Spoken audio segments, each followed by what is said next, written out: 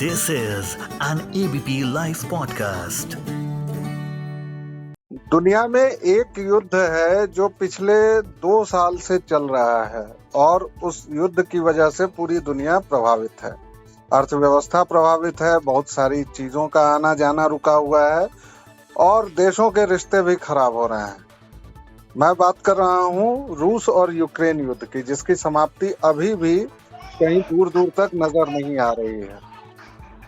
हाल ही में रूसी राष्ट्रपति पुतिन ने चीन के प्रीमियर शी जिनपिंग से मुलाकात की। हालांकि वह विदेश यात्राएं नहीं करते हैं और उसके बाद कयास लगाने जाने लगे कि चीन भी अब इस युद्ध में प्रत्यक्ष या परोक्ष रूप से रूस के पाले से कूद चुका है, जबकि अमेरिका बार बार रूस को युद्ध समाप्त करने को कह रहा है और यूक्रेन के पाले से है।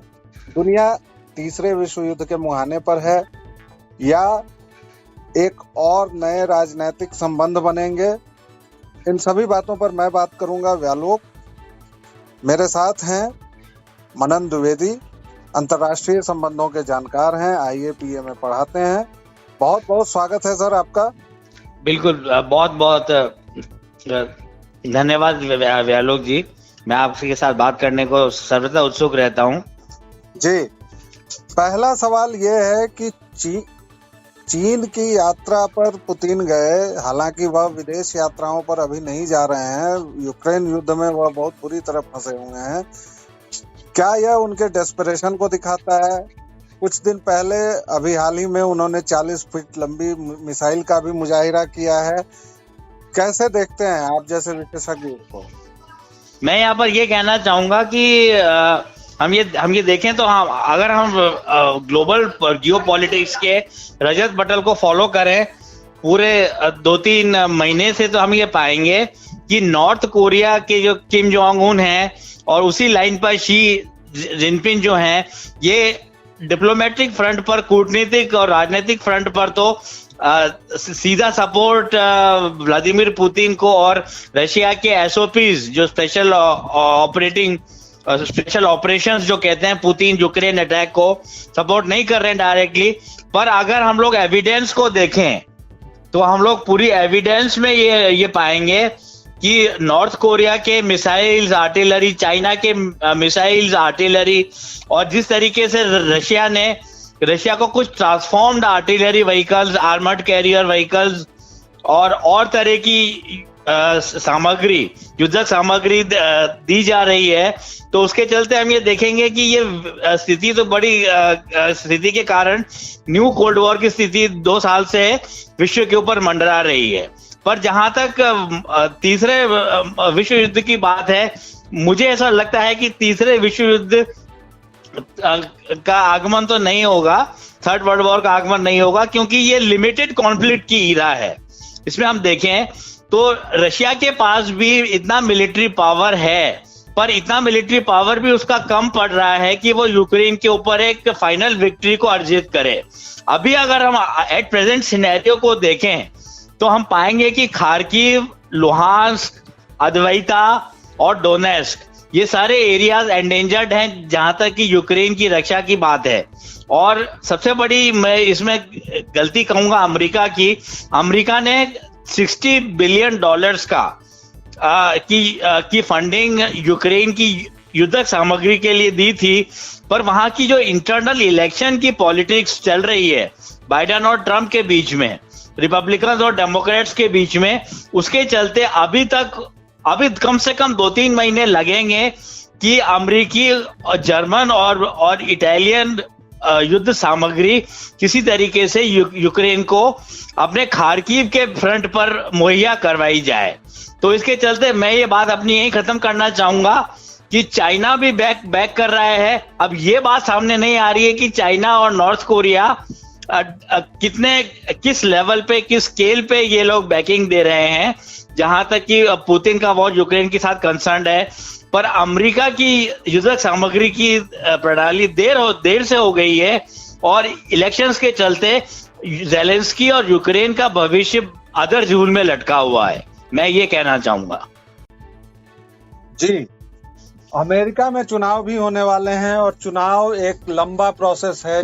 अमेरिका का करीबन 1 साल तक चलता रहता है। बाइडेन इस वक्त फंसे हुए हैं कई घरेलू और बाहरी मोर्चों में और इस वजह से भी सोच कर कदम उठा रहे होंगे। बावजूद इसके रूस और चीन अगर एक खेमे में आ जाते हैं तो वैश्विक संतुलन के बिगड़ने का खतरा है। ऐसे में भारत क्या करेगा, भारत की क्या भूमिका होगी, क्योंकि विश्व पटल पर भारत रंगमंच पर अपनी भूमिका बढ़ा रहा है। इन सब बातों को आप जैसे विशेषज्ञ कैसे देखते हैं? एक नई सोच भी इलेक्शंस के दौरान उभरी है। जैसा कि हमें इंडिकेशंस मिले हैं न्यू दिल्ली से, मोदी सरकार से, तो यहाँ पे अगर हम भारत के डोमेस्टिक पॉलिटिक्स को देखें तो हम यहाँ पर ये पाएंगे कि केजरीवाल को अरेस्ट किया गया और उसके चलते पूरी की पूरी बातचीत ये हुई कि अमेरिका के यूनसर्फ और कई और केंद्र ऐसे हैं जहां पर जिन्होंने भारत को क्रिटिसाइज किया।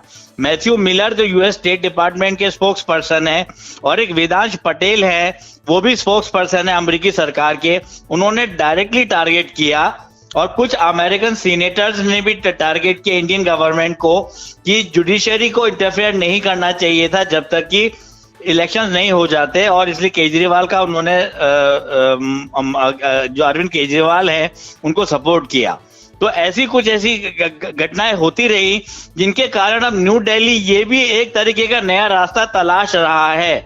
ऐसा कुछ मीडिया रिपोर्ट्स के तहत पाया जाता है कि चीन, भारत और रशिया करीब आए और चीन के साथ पुरानी दुश्मनी छोड़कर हम करीब आए, जो कि मुझे पॉसिबल बिल्कुल भी ये नहीं लगता है कि भारत और चीन में किसी भी प्रकार का कोई समझौता हो सकता है। परंतु फिर भी अमेरिका की सुपर कॉप की जो एक्टिविटी है और जो बड़बोलापन है अमेरिका का, उस बड़बोलेपन के कारण ऐसा लगता है कि भारत भी कहीं ना कहीं मोदी जी भी किनारा करने की स्थिति में है, या कम से कम ऐसी डिप्लोमेटिक और राजनयिक सोच जरूर चल रही है भारत के डिप्लोमेटिक सर्कल्स में।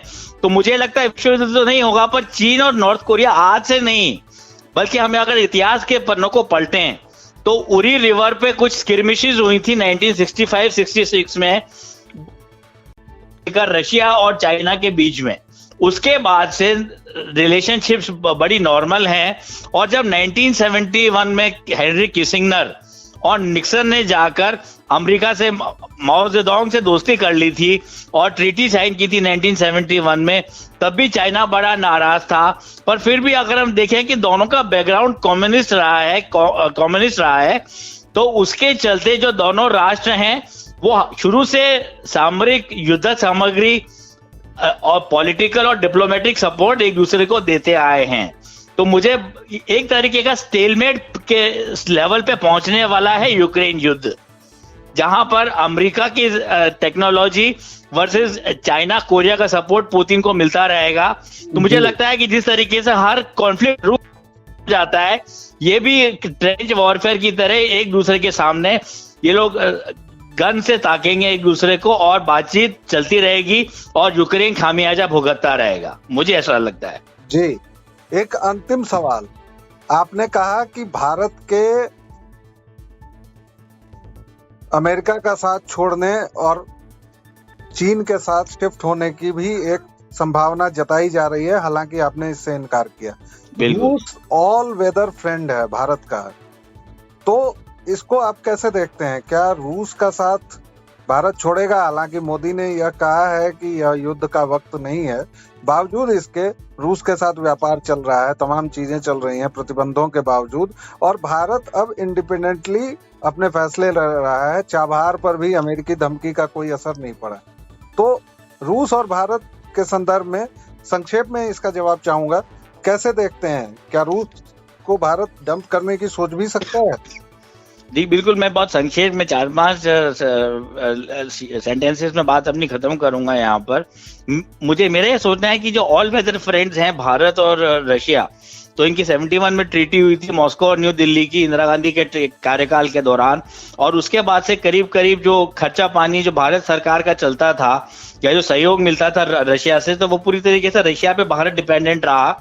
और काफी वर्षों तक, मतलब 30-40 वर्षों तक, जो इंडिया का सबसे बड़ा एक्सपोर्टर डिफेंस मटेरियल और डिफेंस इक्विपमेंट का रशिया ही रहा।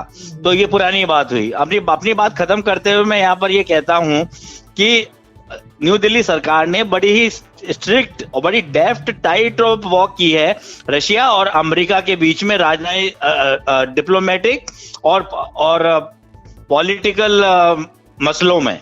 तो ना तो हम लोग पूरी तरीके से रशिया को सपोर्ट करेंगे, ना ही अमेरिका की सुपर कॉप बिहेवियर को पूरी तरह सपोर्ट करेंगे। कहीं ना कहीं मिडिल पाथ, कहीं ना कहीं बीच का रास्ता हम अपनाएंगे, जहां पर हमारे संबंध दोनों सुपर पावर्स के साथ, रशिया के साथ और अमेरिका के साथ अच्छे रहेंगे। क्योंकि किसी भी बड़े राष्ट्र को एंटागोनाइज करना भारत के लिए अच्छा नहीं है। और जहां तक हम ये देखें, आपने भी ये बात दोहराई कि चबाहार में कितना प्रेशर पड़ा ईरान के ऊपर, भारत के ऊपर, फिर भी मोदी जी और जयशंकर ने कई बार बोला कि हमारे ऊपर मत लगाइए, क्योंकि हमारे लिए अगर मध्य एशिया और सेंट्रल एशिया का रास्ता कहीं ब्लॉक है तो वो पाकिस्तान के कारण है, और चबार है हमारे लिए जहां पर हम लोग मिडिल ईस्ट में और यूरोप की तरफ बढ़ सकते हैं। तो ये बात मानी गई या नहीं गई, ये अभी भी क्लियर नहीं है और डिप्लोमेटिक सर्कल्स में ही है। पर फिर भी मैं कहूंगा कि रशिया भी भारत के लिए मुख्य है और अमेरिका भी हमारे लिए गौण नहीं है। इन दोनों के साथ अच्छे हेल्दी कोऑपरेटिव संबंध बनाना हमारे राष्ट्र के हित में है। मैं ऐसा कहना चाहूंगा व्यालोक जी। बहुत बहुत धन्यवाद सर, आपने हमसे विस्तार से बात की, इसके लिए थैंक यू वेरी मच। धन्यवाद। This is an ABP Life podcast.